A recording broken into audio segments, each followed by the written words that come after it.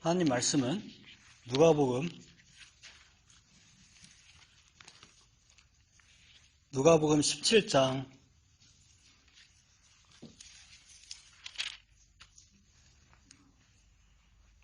17장 11절로 19절까지 같이 보시겠습니다. 누가복음 17장 11절로 19절까지. 제 성경에는 신약성경 125페이지에 있습니다. 제가 봉독하겠습니다.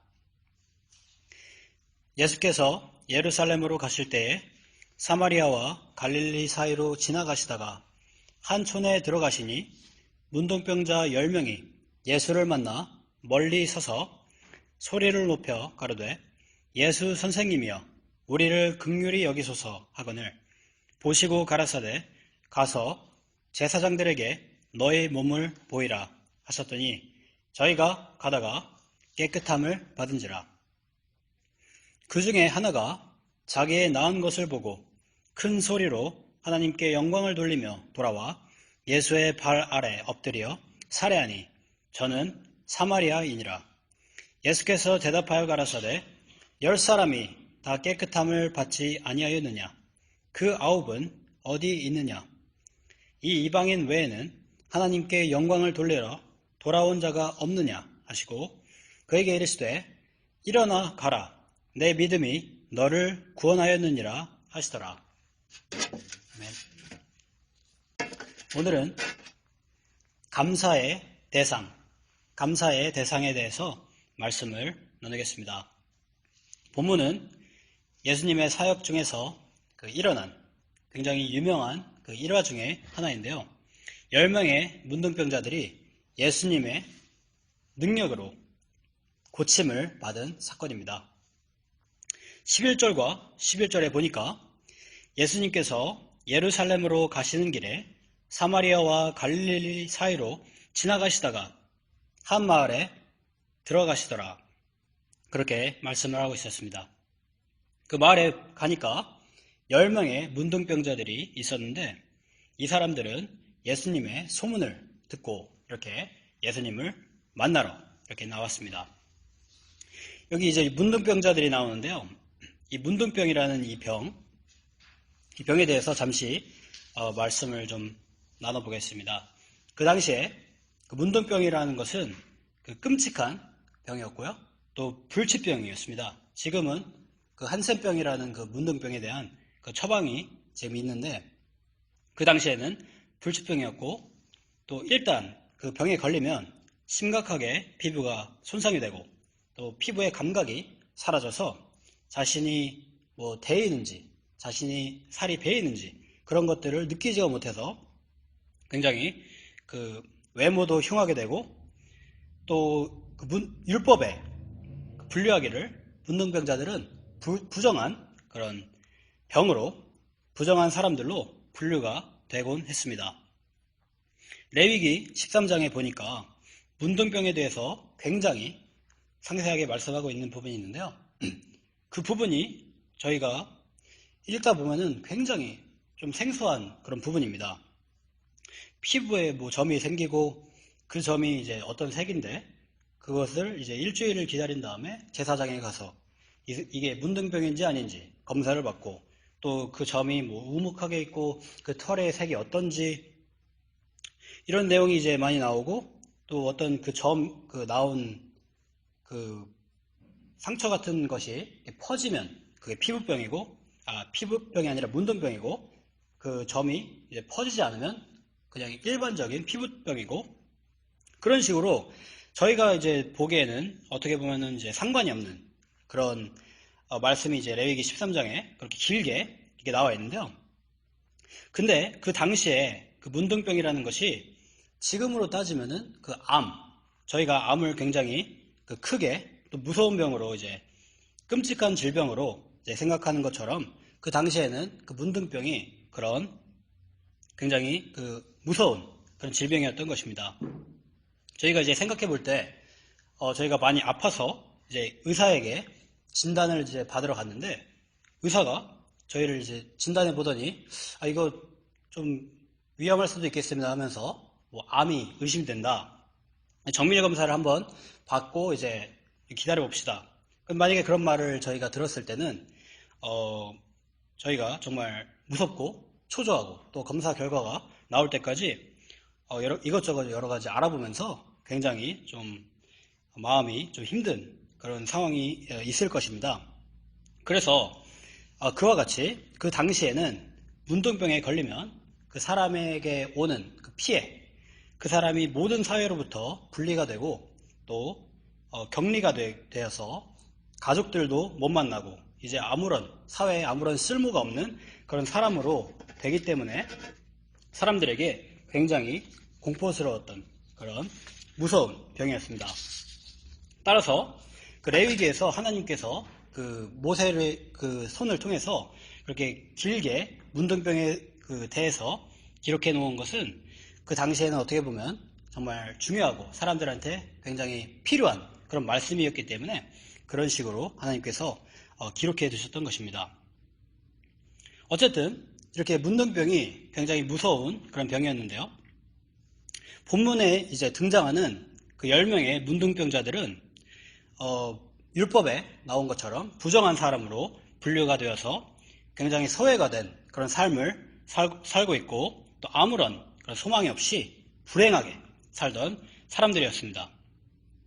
그런데 들리는 어떤 소문을 들어보니까 저기 어떤 예수라는 그런 젊은 30세 정도밖에 안 된 그런 젊은 사람이 있는데 그 예수라는 사람이 가는 곳마다 모든 사람들의 병이 치유를 받는 그런 굉장한 그런 소식을 들었습니다. 그러니까 이 문둥병자들, 여기 있던 그 10명의 문둥병자들이 생각할 때는 언제나 예수님이 자신의 마을을 가까운 곳으로 방문을 할까 이렇게 오랫동안 기다리고 있었을 것입니다. 문둥병자들은 이제 격리가 되었기 때문에 이제 왔다 갔다 하지도 못하고 굉장히 자유롭지 못한 그런 상황에서 언제나 예수님이 자신을 찾아올까 굉장히 오랫동안 기다리고 있었을 것입니다. 그런데 마침내 이제 예수님이 오셨다는 소식을 들었고 아마도 이 사람들은 그 사활을 아마 걸어야 됐을 것입니다. 원래는 격리가 되어서 나올 수도 없는데 이제 예수님을 만나보기 위해서 이렇게 거리에 이제 나와서 예수님을 보러 온 것입니다. 12절 마지막에 보면 이 사람들이 예수를 만나러 왔는데 보니까 멀리 서 있었다는 그런 말씀이 나옵니다. 문둥병자들이 사람에게 가까이 갈 수 없다는 그런 법이 있었기 때문에 이렇게 멀리 서 있던 것인데요. 어떻게 보면 굉장히 불쌍한 그런 상황이 아닐 수가 없습니다. 그렇지만 이 사람들에게는 그 예수님의 소문을 듣고 이 예수님이 오신 것이 자기들에게는 굉장히 큰 희망의 빛으로 예수님을 바라보았습니다. 13절 보겠습니다. 이 사람들이 소리를 높여 가로되 예수 선생님이여 우리를 긍휼히 여기소서 하거늘. 이 사람들이 이제 예수님을 만나고 한 일이 바로 소리를 높여 부르짖으면서 자비를 구한 것입니다. 자신이 얼마나 절망적인 처지인지 이해했기 때문에 이렇게 급박하게 간절하게 소리를 지르면서 부르짖으면서 자비를 구한 것입니다. 예수님의 능력을 믿었기 때문에 이렇게 할 수가 있었던 것입니다. 그러자 예수님께서는 14절에 말씀하시기를 보시고 가라사대 가서 제사장들에게 너의 몸을 보이라. 그렇게 말씀하셨고요. 이 10사람이 그 말씀을 순종해서 제사장에게 가기 시작했습니다. 여러분들께서 이 이야기를 잘 아시는 대로 그 사람들이 제사장을 만나러 가는 도중에 정말 신기하게 자신의 그 더러웠던 이 피부가 깨끗하게 변하는 그런 어떻게 보면 기적과 같은 그런 일이 일어난 것을 자기들이 경험을 했습니다. 그 사람들이 정말 얼마나 기뻤을지 상상할 수가 없습니다. 오랫동안 병이 있는 사람들에게 그 사람이 그 병을 치유만 받을 수가 있다면 정말 얼마나 기쁠까. 암 말기에 있던 사람이 이제 어떤 신비한 능력으로 그 사람이 치유를 받았다. 불치병이라고 선고를 받고 오랫동안 고통을 받던 어떤 사람이 완치가 되었다. 그러면 정말 기쁠 것입니다. 그런데 이 사람들이 이제 이렇게 기쁘게 자신의 질병으로부터 해방된 그런 일을 겪었는데, 여기서 중요하게 이제 생각하고 넘어갈 부분은 바로 이 10사람이 이 일에 대해서 어떻게 반응을 했는가, 그것을 생각해 보아야 할 것 같습니다. 이제 그토록 소원하던 이 절망적인 그런 상황 속에서 구원을 받아가지고 이제 정상적으로 돌아갈 수 있는, 정상적인 삶으로 돌아갈 수 있게 된 이 사람들이 정말로 원했던 것은 속히 제사장에게 가서 자기 몸을 그 율법에 따라서 자신의 몸을 보이고 자신의 정함을 증명을 받은 후에 그 다음에 할 일은 바로 자기의 가장 소중한 가족들에게로 돌아가는 그런 소원이 있었을 것입니다. 자신들의 집으로 가서 문을 딱 두드리니까 이제 자기의 가족들이 나올 것입니다. 자신의 사랑하는 가족들이 거기 있을 것이고 깜짝 놀라서 자기를 맞아주고 자신이 깨끗해준 이 사실을 보여주고, 또 사랑하는 아내를 문둥병 때문에 안아주지도 못한 그런 상황에서 그 깨끗한 몸으로 아내를 안아주고, 또 자신들이 사랑하는 그런 아이들을 만나서 안아줄 수 있는, 이렇게 오랫동안 그 절망 속에서 마음속에 그리고 그렸던 그 일을 하면서 정말 기뻐하고 싶었을 것입니다. 그리고 사실 어떤 그 사람들이 설교할 때 이 사람들이 고마워하지 않았을 것이다, 고마워하지 않았기 때문에 예수님께로 돌아오지 않았다, 그렇게 하시는 그런 분들도 있지만, 제가 생각할 때는 이 사람들은 마음속에 예수님께 정말 고마워했을 것이라고는 제가 이제 생각을 하고 있습니다. 아마도 아무리 이제 악한 사람이라도 이런 큰 은혜를 자기에게 준 사람을 결코 그 고마워하는 마음 없이 지나가지는 않을 것입니다. 그런데 이제 문제는 뭐냐면은, 이 사람들이 이제 예수님께 고마워하는 그런 마음은 있었지만, 이 10사람 중에 그 9사람, 자신들은 그토록 원하던 것을 실행하기 위해서 먼저 가버렸습니다. 이 사람들이 정말로 원하고 기대했던 그 일, 소원했던 그 일, 이 일이 정말 중요한 일은 맞습니다. 자신이 정하게 된 것을 증명받고, 또 사랑하는 가족들을 만나고, 또 사회로 돌아가서 다시 사회 안에서 자신의 역할을 하고, 정말 가슴이 벅차오를 만한 그런 감동적인, 또 꼭 중요한, 급히 가서 바로 그 일을 시작해야 할 정말로 중요한 일들입니다. 그러나 여기서 저희가 생각해 봐야 할 것은, 그 가족들을 만나는 이 귀한 그 일, 귀한 선물, 사회로 돌아가게 된 그 귀한 선물, 이 선물이 누구에게로부터 온 것이냐는 것입니다. 선물은 정말 귀한 선물이었지만 그 선물이 누구에게서 온 것인가? 이 선물은 바로 우리 하나님의 능력을 받으신 이 예수님께로부터 온 것이라는 것입니다. 10사람 중에 9은 자신이 받은 이 선물에만 모든 마음이 뺏겼던 것입니다.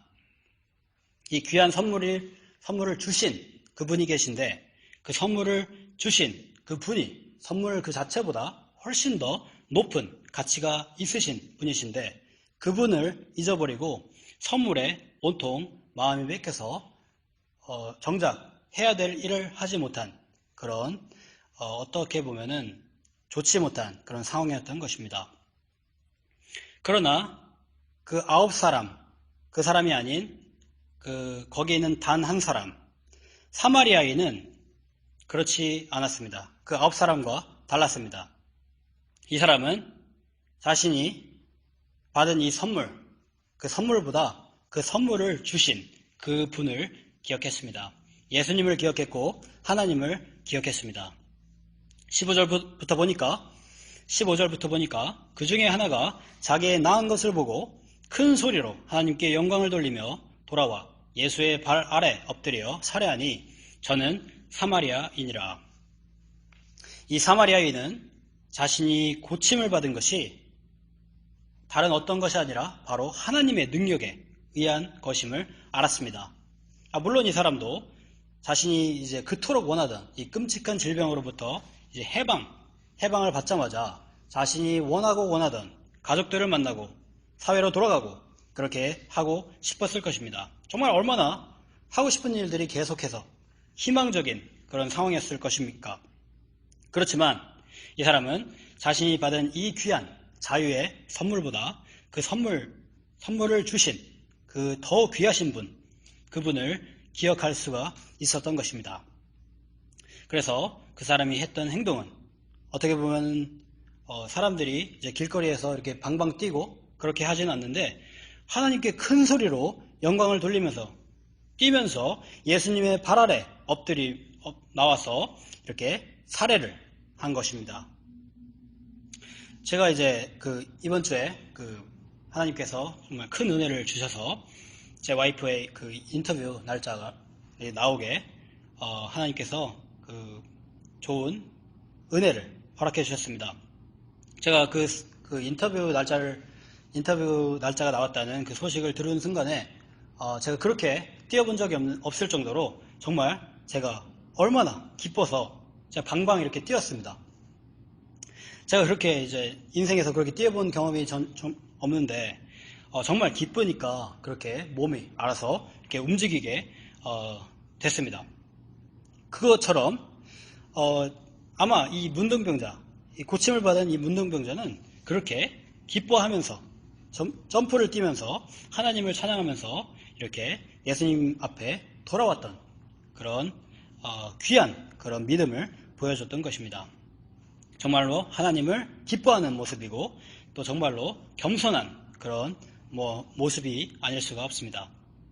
자신의 절망적인 상태를 알아주시고 고쳐주신 그 하나님, 자신에게 귀한 선물을 주신 더 귀하신 그 하나님 앞에 가장 먼저 돌아와서 감사와 영광을 돌린 것입니다. 이 사마리아인이 감사하는 이 자세가 제 생각에는 바로 우리에게 필요한 감사의 자세라고 생각합니다.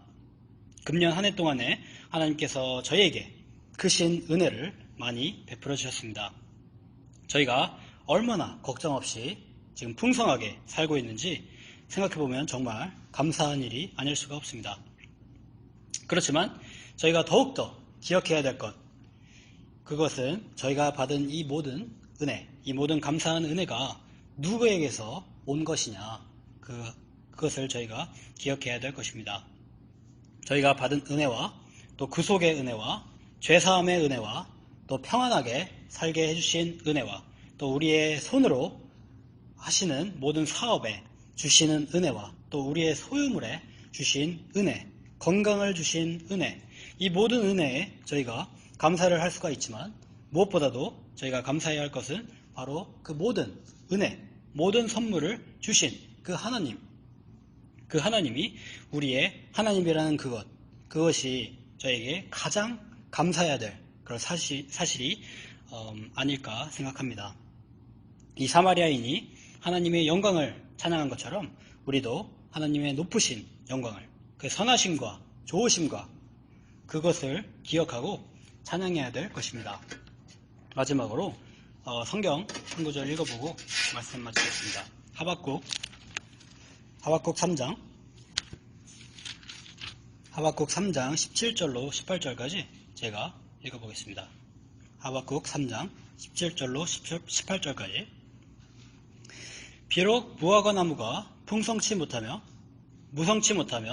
포도나무에 열매가 없으며 감람나무에 소출이 없으며 밭에 식물이 없으며 우리의 양이 없으며 외양간에 소가 없을지라도 나는 여호와를 인하여 즐거워하며 나의 구원의 하나님을 인하여 기뻐하리로다.